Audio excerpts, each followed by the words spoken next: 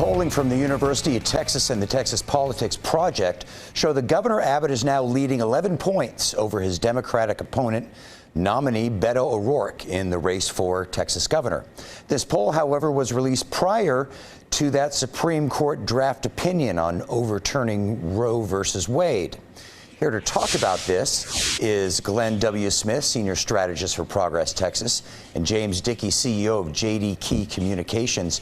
James Dickey, beginning with you, if this leaked draft is correct and Roe versus Wade is overturned, how is that going to help or hurt Governor Abbott in his quest to get reelected?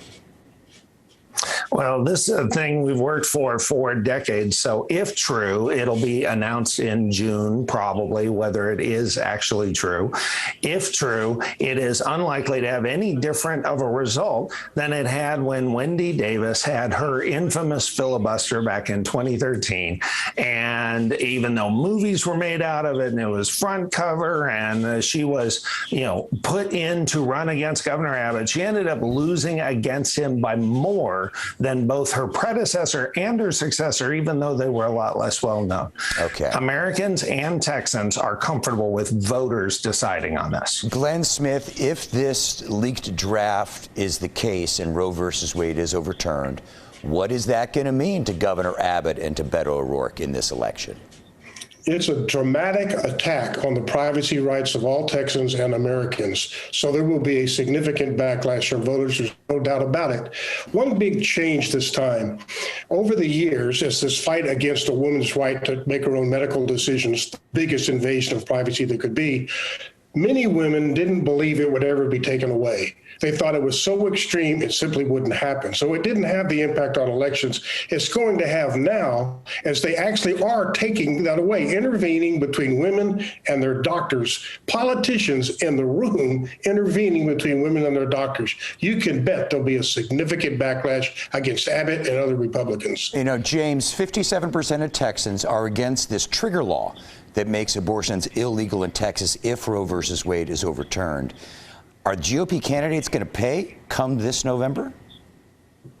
GOP candidates are going to benefit come November because they have led. They have led on protecting life. They have led on the economy. They have led on jobs. They have led on everything that matters to everyday Texans. And we've seen that a super majority of all Americans, not just Texans, but especially Texans, believes in protection of life.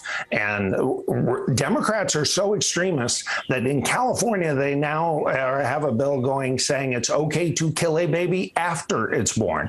Well, when we see that kind of extremism from the left, voters will reward those who stand up for life. Okay. Glenn, what do you think of that? Well, I think the polls are very consistent and clear that the vast majority of Texans support a woman's right to choose, and the Democrats are in a position of protecting that right from Republicans who want to take it away. To pretend that it'll have no impact on the election just seems rather, silly. I mean, obviously it's going to have an impact. You cannot marginalize more than half the Texas population without expecting it to affect the outcome of an election. And marginalizing women is what Republicans have done with intention. Okay, well, we're out of time, but is one more dynamic for this election. So, James, Glenn, thank you both very much for joining us. We appreciate it. Thank you. Thank you.